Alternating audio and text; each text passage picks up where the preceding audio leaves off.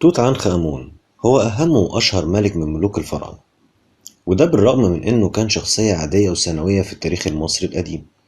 لكن شهرته ما كانتش بسبب إنجازات حققها أو حروب انتصر فيها، إنما الشهرة دي اتكونت بسبب أسباب تانية تعتبر أسباب تاريخية. من أبرز الأسباب دي اكتشاف مقبرته وكنوزه كاملة من غير أي تلف فيها أو سرقة، ده بالإضافة للغز وفاته في سن مبكرة قوي، ده على غير العادة بين ملوك الفراعنة، خصوصا ولوجود آثار للكسور في عظم الفخذ والجمجمة اللي ظهرت على الموميا الملك. مش بس كده، لا ده كمان علشان وزيره اتجوز مراته بعد ما مات ونصب نفسه فرعون على عرش مصر. أهلا بيكم في قناة نوليدج. النهاردة هنتكلم عن ملك مصر الأشهر توت عنخ آمون.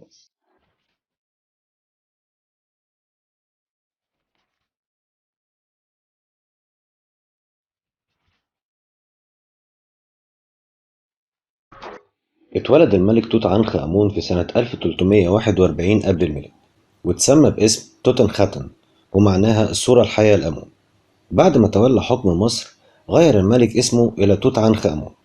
توت عنخ آمون كان ابن الملك إخناتون المعروف كمان باسم أمنحتب الرابع.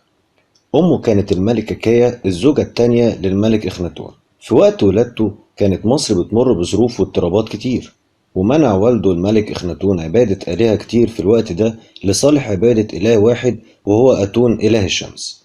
بسبب الاضطرابات دي كلها اتنازل الملك إخناتون عن الحكم بعد 17 سنة من حكم، وبعد سنوات قليلة اتولى الملك توت عنخ آمون حكم مصر. ساعتها كان عنده 9 سنين بس، ولأن عمر الملك ساعتها كان صغير، اللي سيطر على الحكم مصر في الوقت ده وزيره اللي كان اسمه اتجوز الملك توت عنخ آمون من أخته غير الشقيقة، هي بنت الملكة نفرتيتي.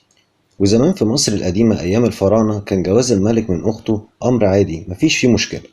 واللي شاف كنوز مقبرة الملك توت عنخ آمون كان يلاحظ عيشة الرفاهية والحب اللي كان بيعيشها مع مراته.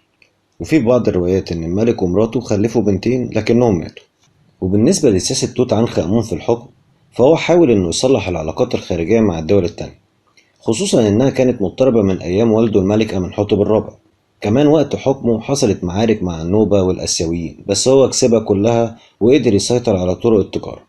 تم اكتشاف مقبرة الملك توت عنخ آمون سنة 1922 على إيد عالم الآثار البريطاني هاورد كارتر. في اعتقاد إن وفاة الملك توت عنخ آمون ما كانتش بسبب مرض عادي، وإنما كانت بسبب عدوان حصل عليه للسيطرة على الحكم عن طريق وزيره. وفي أدلة كتير على النظرية دي. أولا وجود كسور في عظم جمجمة الملك ورجله كمان، وكمان جواز الوزير بتاعه من أرملته بعد ما مات.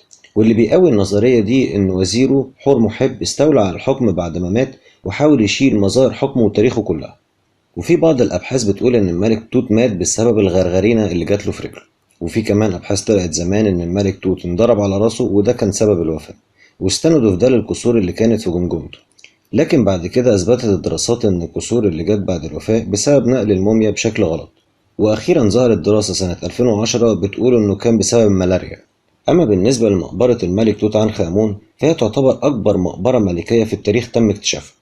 ومن أهم اللي كان فيها التابوت الحجري، واللي بيحتوي على 3 توابيت، واحد مصنوع من الذهب الخالص واتنين من الخشب المرصع بالذهب، ده بالإضافة لموميا الملك وكل كنوزه والتاج الذهبي بتاعه والقناع الذهبي الشهير. وتعتبر مجموعة الملك توت عنخ آمون من أهم الاكتشافات الأثرية في العالم، ده لو ما كانتش أهمهم فعلا. وده لأنه بيتكون من 358 قطعة أثرية و3 توابيت على هيئة إنسان، ده بالإضافة إلى كرسي العرش، واللي بيعتبر العرش الوحيد اللي تم العثور عليه من حضارة المصريين القدماء. بعد اكتشاف مقبرة الملك توت عنخ آمون من عالم الآثار البريطاني، بقى الملك توت عنخ آمون من أهم الحكام على مر التاريخ الفرعوني، بالرغم من عدم وجود أي إنجازات مذكورة ليه في التاريخ الفرعوني، لدرجة أن يتعمل عليه أفلام كتير جدا، وأزياء كتير اتصممت كانت مستوحاة من مقتنيات مقبرته، وأصبح أسطورة في التاريخ الفرعوني. بكده حلقتنا خلصت. لو عجبك الفيديو ما تنساش تشترك في القناة، والسلام عليكم ورحمة الله وبركاته.